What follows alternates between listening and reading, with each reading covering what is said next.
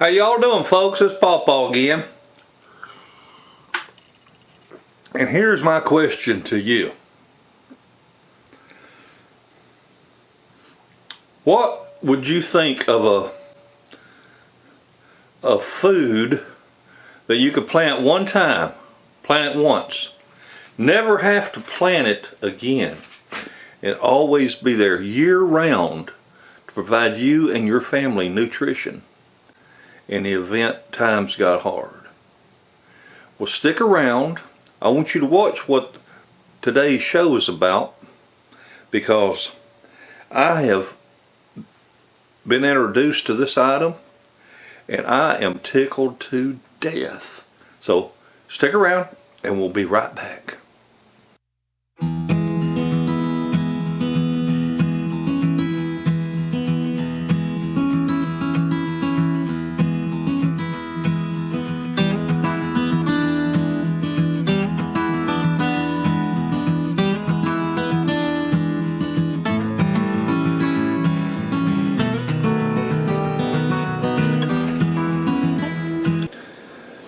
Well, hey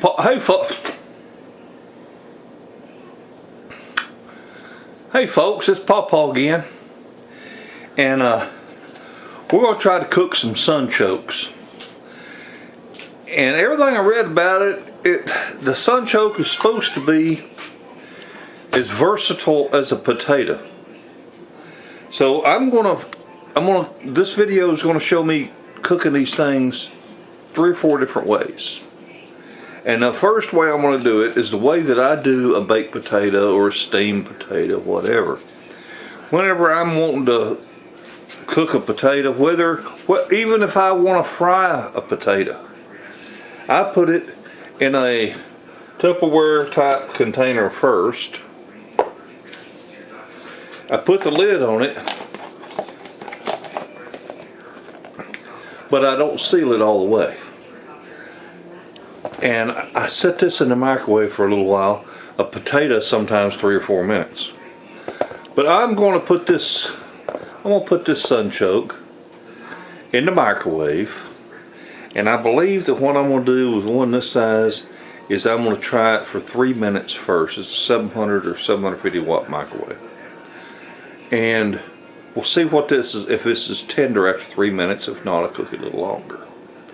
But I just want to see what this tastes like steamed. Now, obviously there's no oil, there's no salt, pepper, nothing added to it. I want the true taste of the sunchoke. And I have already used a bottle brush or a vegetable brush, and I scrubbed the fool out of them underneath running water, but I didn't peel them. You know, there's so many of our vegetables that the majority of the vitamins and nutrients and nutrition and all that is actually in the peeling, like a potato. So anyway, without further ado, I'll go over here and pop this in the microwave. Be right back. Well, folks, I've let that cook in the microwave for 3 minutes, then I'll let it set another minute or two.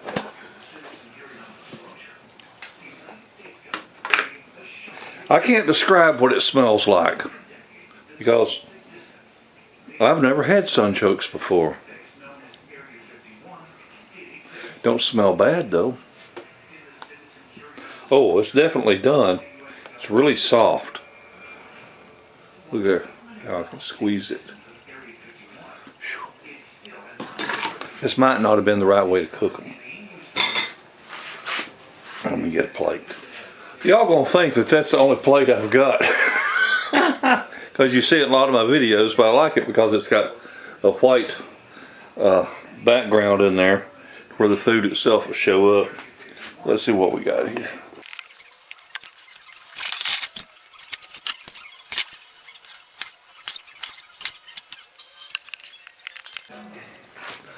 Well, here we go.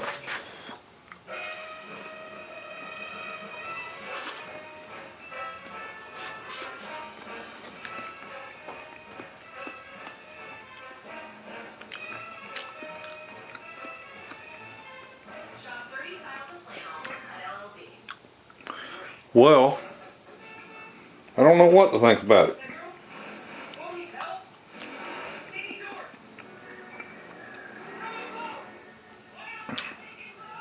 It doesn't have an offensive flavor.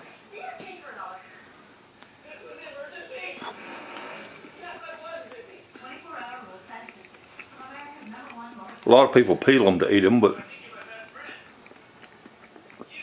the peeling doesn't have any overbearing flavor to it. And I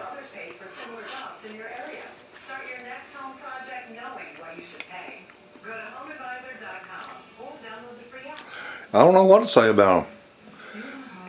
I'm looking forward to my next method of cooking them. I'm going to slice them up and brown them in a skillet like French fries. So, much like a potato, where you just nuke a potato and you don't add anything to it, it's pretty bland as to be expected. But I wanted to get the true flavor, you know, what it really tastes like. And it's got the consistency of a potato.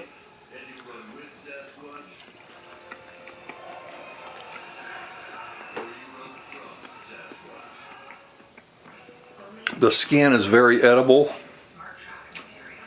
And it reminds me a lot of a potato. I mean, that's just what it reminds me of. So I'm gonna break out the cast iron skillet. We're gonna cut one of them up, and we'll see about browning it off in a skillet. All right, so I'm gonna take a skillet, bring it up to medium-high heat, spread a little olive oil in it.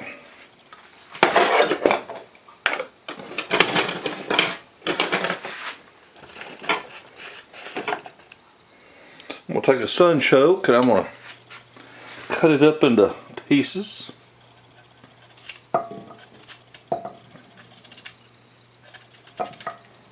Much like I would cook home fries.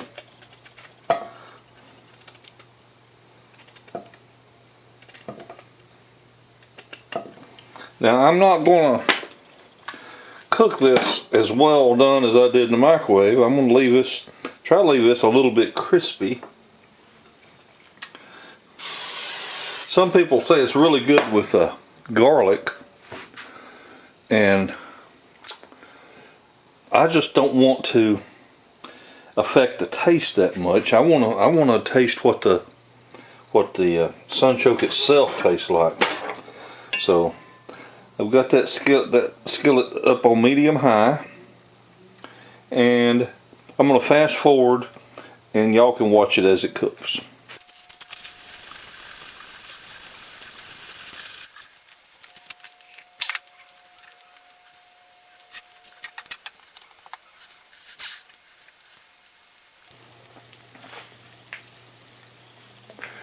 Now, even though I am trying to watch my sodium, it's recommended that they be cooked with some salt and pepper. So I am going to put a little bit of salt and pepper on these. Salt enhances the flavor.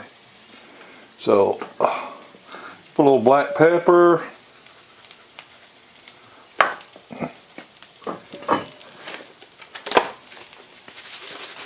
And just a little bit of salt, not much at all.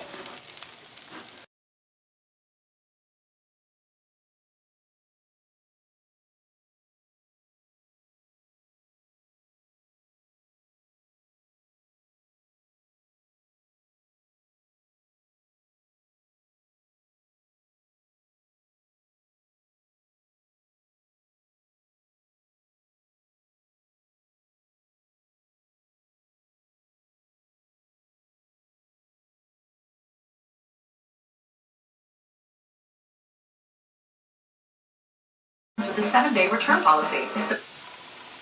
One thing I like about cooking on cast iron, once you get that skillet up hot, once you get that skillet up to temperature and you're almost done cooking, You turn that skillet off, because that holds that heat for quite some time.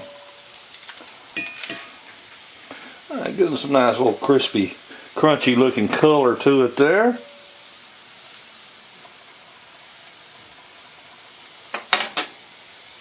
They still feel real firm like a potato. Now I will tell you that one of the ways that I cook fried potatoes is I'll take that tater and I'll put it in that Tupperware container. And I'll nuke it for a minute or two and partially cook it. Then slice it up and throw it in the skillet and fry it, because it's almost done already. And then just brown it off in the skillet just finishes it off just right. You ain't got to fry it near as long. These are starting to get some nice looking color on them, and hopefully they'll be ready to eat in just a minute.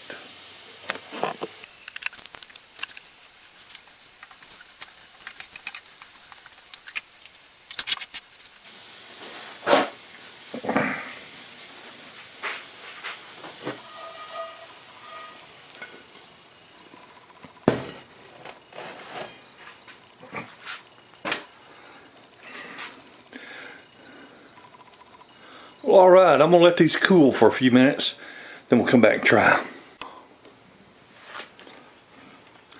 Well folks, I want to tell you something.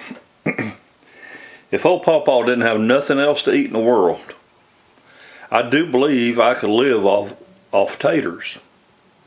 You can bake them, you can boil them, you can broil them, you can fry them, you can mash them, you can crush them, you can dice them, you can slice them, you can shred them. It don't matter. Taters are good. And I'm going to tell you something else. If all I had to eat in the world was sunchokes, I could eat them. That right there, I'm going to tell y'all what, that is good. You saw how I cooked them. I just sprayed a little olive oil on them just so they wouldn't burn on a dry skillet. A little salt and pepper.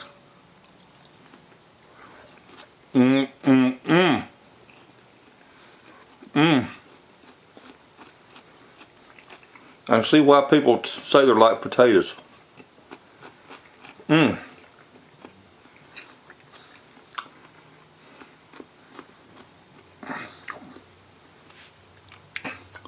If some of these was mixed in a order of French fries,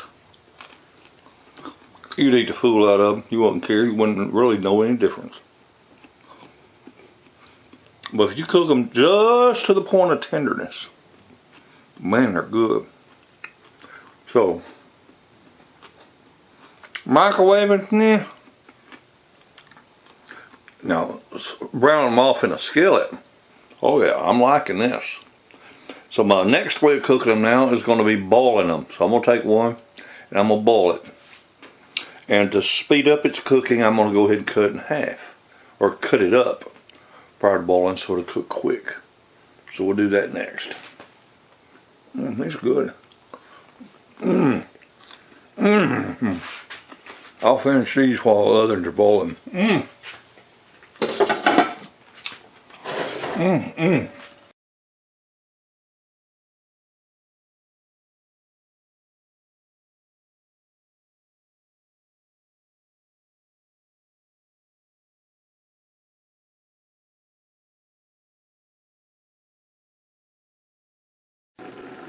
Well, alrighty. I've been boiling these about 7 minutes. And let's see what we got here.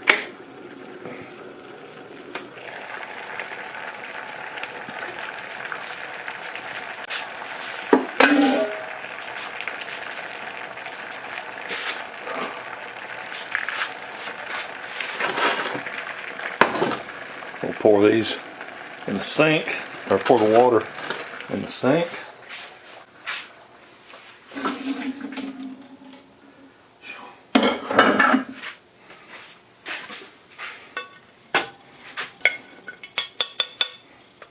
Okay, so they look a lot like potatoes. Hold on.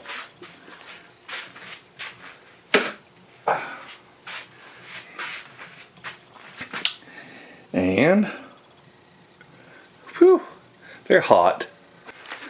I'm gonna give them a minute or two to cool off.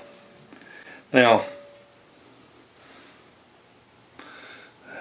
they smell like water chestnuts. Now, you know, some people say they similar to a water chestnut. I can sort of get where they get that smell from, or that idea from.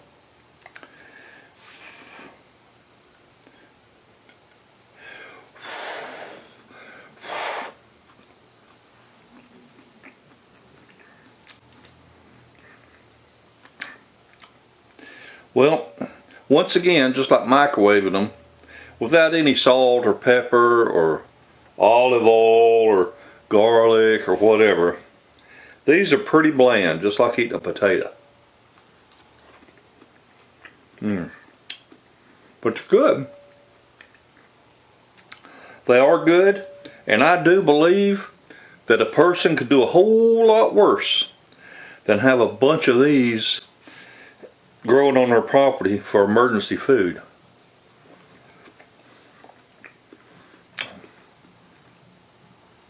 I tell you what I'm gonna do. I'm gonna plant some at my farm, and I'm gonna let them go.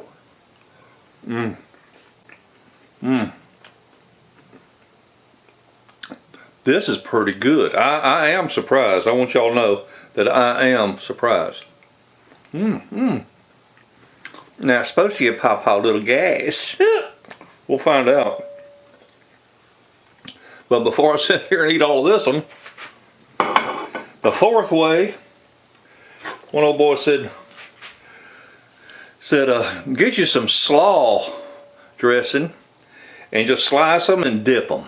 Well, that's all well and good, except if I'm tasting them for the first time, I want the flavor of the sunchoke, not just the dressing. I mean, lettuce ain't got no taste to speak of, but you put dressing on it, you think it's awesome. So here's a piece that nothing been boiled, nothing about it, just raw.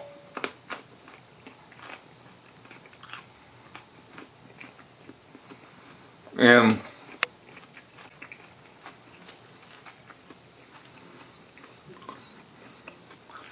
again, not much flavor to it, except there's a hint in the background.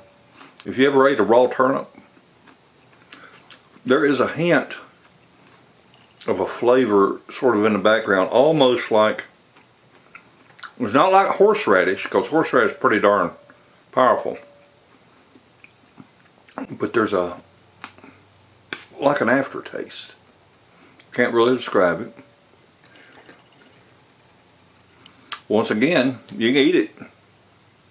And one thing about the sunchoke is it's more eatable, more edible raw than a potato. I mean, I've ate a bunch of raw potatoes, but the sunchoke itself seems to be just fine eating it raw. Just make sure you scrub it real good to get all the dirt off of it. And I eat it, you know, peeling and all there, so pretty good. So I'm gonna tell y'all what, my opinion, everybody ought to have some sunchokes growing. You know, a bunch of these preppers, they talk about when the poop hits the fan, when the poop hits the ventilator. What are we gonna do?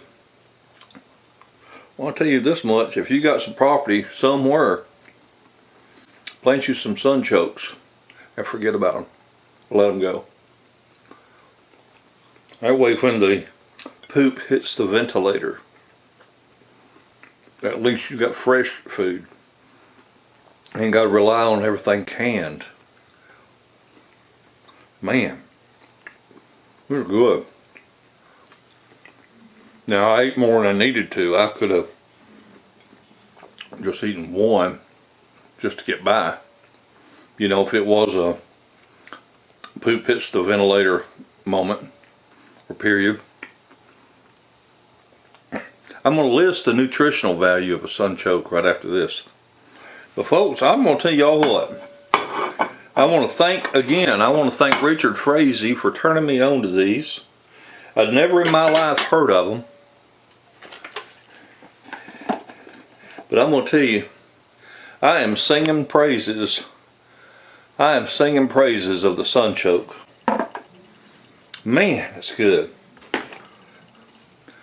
Y'all have a wonderful day and a better tomorrow. Bye, everybody.